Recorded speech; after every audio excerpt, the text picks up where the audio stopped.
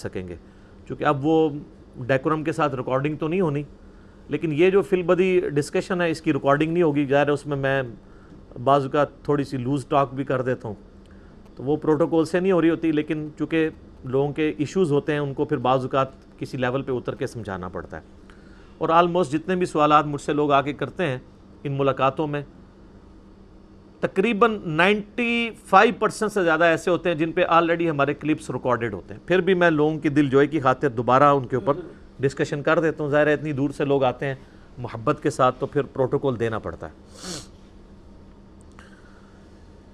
میرے بھائیو، آج انشاءاللہ تعالی ہم سورۃ الماعون سے آغاز کریں گے، یہ بھی مکی سورت ہے۔ اعوذ باللہ من الشیطان الرجیم، بسم اللہ الرحمن الرحیم۔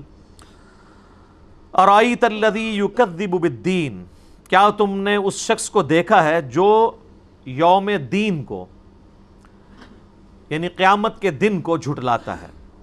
ہم سورۃ الفاتحہ کے سٹارٹ میں بھی پڑھتے ہیں نا، مالک یوم الدین، جزا اور سزا یعنی بدلے کے دن کو جھٹلاتا ہے۔ تو جو شخص بدلے کے دن کو جھٹلائے گا اس کے اندر ایک خرابی ضرور آئے گی کہ وہ اپنی مرضی کی زندگی گزارے گا۔ جب اس کے دماغ میں یہ بات ہی نہیں ہے کہ وہ کسی کو اکاؤنٹیبل ہے تو ظاہر ہے کہ پھر وہ اپنی مرضی کی زندگی گزارے گا۔ اس کے پس منظر میں پہلے دو صورتیں گزری ہیں، سورہ الفیل اور اس کے بعد سورہ قریش، یعنی مکے کا پورا ماحول اللہ تعالیٰ نے ڈسکس کیا ہے، اور اس ماحول کے اندر آپ صلی اللہ علیہ وآلہ وسلم کا ظہور ہونے والا ہے۔ اسی کانٹیکسٹ میں یہ تیسری صورت ہے۔ اس کے بعد انشاءاللہ اگلی صورت آئے گی انا اعطیناک الکوثر، نبی علیہ السلام کی بعثت کے حوالے سے اللہ تعالیٰ نے ڈسکشن کی ہے۔ تو جو روز جزا کے دن کو جھٹلاتا ہے، مشرکین عرب اللہ کو مانتے تھے لیکن قیامت کے دن کے منکر تھے، اس چیز کے منکر تھے کہ اللہ تعالیٰ مرنے کے بعد مردوں کو زندہ کر سکتا ہے۔ جو ہمارے عوام الناس مشہور ہیں جی وہ اللہ کو نہیں مانتے تھے، اللہ کو کیوں نہیں مانتے تھے میرے بھائی؟ اللہ کو نہ مانتے ہوتے تو نبی صلی اللہ علیہ وآلہ وسلم کے والد محترم کا نام عبداللہ ہوتا، اللہ کو ماننے والے تھے۔ تو آپ علیہ السلام کے والد محترم کا نام ہی بتا رہا ہے کہ وہاں پہ اللہ کا کنسیپٹ موجود تھا۔ ایشو یہ تھا کہ وہ اللہ کے ساتھ چھوٹے چھوٹے آلہہ کو بھی مانتے تھے، اور وہ یہ عقیدہ رکھتے تھے کہ یہ چھوٹے چھوٹے جو گاڈز ہیں جو چھوٹے جی کے ساتھ لکھے جاتے ہیں یہ اس کے سب آرڈینیٹس ہیں، چاہے وہ فرشتے ہیں، چاہے جنات ہیں، چاہے دیویاں ہیں، دیوتا ہیں، اللہ کے سب آرڈینیٹ ہیں، یہ جو کچھ کر رہے ہوتے ہیں اللہ کے اذن سے ہی، اللہ نے ہی عطا کیتا ہوا ہے، وہی کانسیپٹ تھا۔ تو پھر خالص توحید کی آواز نبی علیہ السلام نے وہاں پہ بلند کی۔ فَذَلِكَ الَّذِي يَدُعُّ الْيَتِيمَ، ایسے بدبخت کی نشانی یہ ہے کہ وہ دھکے دیتا ہے یتیموں کو۔ یتیم کے سر پہ ہاتھ رکھنے کی بجائے، اس کی پشت پناہی کرنے کی بجائے، جو دنیا کی محبت میں گرفتار شخص ہوگا وہ ایسے لوگوں سے اپنی جان چھڑائے گا۔ جس کا آخرت میں یقین ہوگا نا وہ یہ کام کرے گا کہ اس کے سر پہ ہاتھ رکھے، اس کی دل جوئی کرے، اس کی فائنینشیل سپورٹ کرے، تاکہ آخرت میں اللہ کے ڈیوائن بینک میں میرے لیے ذخیرہ ہو جائے۔ جو بخاری و مسلم دونوں میں حدیث ہے، نبی علیہ السلام نے فرمایا انسان کہتا ہے میرا مال میرا مال میرا مال، حالانکہ تیرا مال تو وہ ہے جو تو نے کھا لیا یا پہن کر بوسیدہ کر لیا یا اللہ کی راہ میں خرچ کر کے آخرت کے لیے ذخیرہ کر لیا، باقی تو تیرے ورثاء کا مال ہے۔ تو آخرت میں جو ذخیرہ ہوتا ہے نا اللہ کی راہ میں خرچ کر کے، وہ بھی آپ کا مال ہے، وہ کوئی نہیں آپ سے واپس لے سکتا۔ وَلَا يَحُضُّ عَلَىٰ طَعَامِ الْمِسْكِينِ، اور نہ ہی وہ لوگوں کو ابھارتا ہے کہ غریبوں کو کھانا کھلائیں۔ لوگوں کو کیسے ابھارے گا؟ اس کو یہ خطرہ ہوتا ہے کہ اگر وہ کسی کو کہے نا یار غریبوں کی مدد کرو، تو لوگ کہیں گے تو نے بھی تو اتنا مال جوڑا ہوا ہے، تو کیوں نہیں کرتا؟ تو پہلی ڈیفینسو موڈ میں جانے کی بجائے وہ افینسو موڈ میں آ جاتا ہے، الٹا لوگوں کو یہ بھی سمجھاتا ہے کہ یار سارا کچھ ہی نہ خرچ کر دو، کچھ سنبھال کے بھی رکھا کرو۔ ایک تو ایکسٹریم رویہ ہے نا کہ آپ سب کچھ دے دیں، اس کو بھی کنڈیم کیا گیا سورہ بنی اسرائیل میں، کہ نہ تو اتنا ہاتھ کھلا کر دو کہ بعد میں جو ہے وہ شرمندہ ہو کے بیٹھ جاؤ کہ یہ کیا کر بیٹھا، اور نہ اپنے ہاتھ کو گردن کے ساتھ اتنا بندہ رکھو کہ کسی کو کچھ دو ہی نہ۔ تمہارا ایٹیچیوڈ درمیانہ ہونا چاہیے۔ فَوَيْلٌ لِّلْمُصَلِّينَ، اللہ اکبر، پس خرابی ہے ایسے نمازیوں کے لیے الذین ہم عن صلاتہم ساہون، جو اپنی نمازوں سے غافل ہے۔ یہ بڑا گہرا جملہ ہے، اس میں یہ بھی چیز امپلائڈ ہے کہ نمازی بھی ایسے ہو سکتے ہیں کہ نماز پڑھنے کے باوجود اپنی نماز سے غافل ہوں۔ ایک تو وہ ہیں جو نماز نہیں پڑھتے، وہ تو نمازوں سے غافل ہیں ہی ہیں، لیکن یہاں پہ ہے ایسے نمازیوں کے لیے خرابی ہے جو اپنی نمازوں سے غافل ہیں۔ ویل کا طبرانی میں ایک روایت آتی ہے کہ یہ ویل جو ہے یہ دوزخ کی ایک گھاٹی کا نام بھی ہے۔ ایسے لوگوں کے لیے دوزخ ہے جو اپنی نمازوں سے غافل ہیں، اور ایسے نمازیوں کے لیے یہ بڑی حیران کن بات ہے۔ نمازیوں کے لیے کیوں؟ نماز تو وہ پڑھ رہے ہیں لیکن نماز کا حق نہیں ادا کر رہے ہیں۔ نماز میں تو پڑھ رہے ہیں ایاک نعبد و ایاک نستعین، لیکن نماز کے بعد وہ قبروں والوں کو بھی پکار رہے ہیں۔ نماز میں تو پڑھ رہے ہیں اہدنا الصراط المستقیم، اور باہر نکل کے لوگوں کی حق تلفی بھی کرتے ہیں، لوگوں کا مال نہ حق کھا جاتے ہیں۔ جو سورہ نساء میں ہے کہ جو یتیموں کا مال نہ حق ہڑپ کرتے ہیں اپنے پیٹوں میں دوزخ کی آگ بھر رہے ہیں۔ دنیا میں ڈورمنٹ پوزیشن میں، آخرت میں ایکٹیو ہو جائے گی۔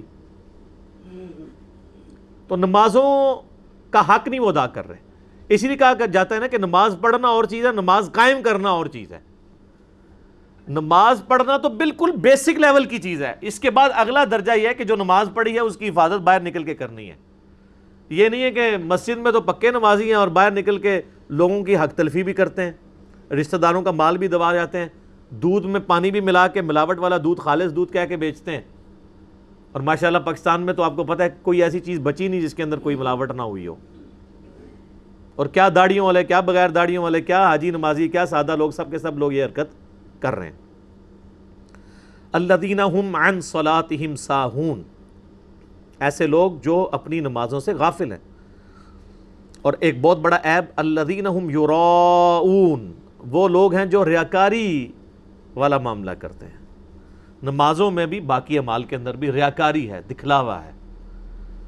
مسند احمد میں صحیح سند کے ساتھ حدیث ہے، جس نے دکھلاوے کے لیے نماز پڑھی گویا اس نے شرک کیا، جس نے دکھلاوے کے لیے صدقہ کیا گویا اس نے شرک کیا، اور جس نے دکھلاوے کے لیے روزہ رکھا گویا اس نے شرک کیا۔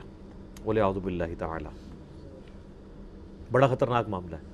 اور مسلم شریف میں وہ بڑی مشہور حدیث ہے جو میں نے اکثر بیان کی ریاکاری کے حوالے سے، کہ قیامت والے دن ایک سخی کو، ایک شہید کو اور ایک عالم کو، قرآن کے قاری کو بلایا جائے گا، اور اللہ تعالیٰ سب پہ اپنے احسانات گنوا کے کہے گا تم نے میرے لیے کیا کیا۔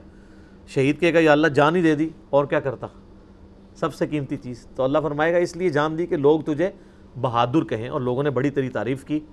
میرے پاس تیرے لیے کوئی اجر نہیں ہے، دنیا میں تو اجر لے چکا ہے، تعریف تیری ہو چکی، اوندھا منہ کر کے دوزخ میں۔ سخی کہے گا یا اللہ تیری راہ میں خرچ کیا اتنا کچھ، اللہ تعالیٰ فرمائے گا تو نے اس لیے کیا ہے تاکہ لوگ تجھے سخی کہیں، اوندھا منہ کر کے دوزخ میں۔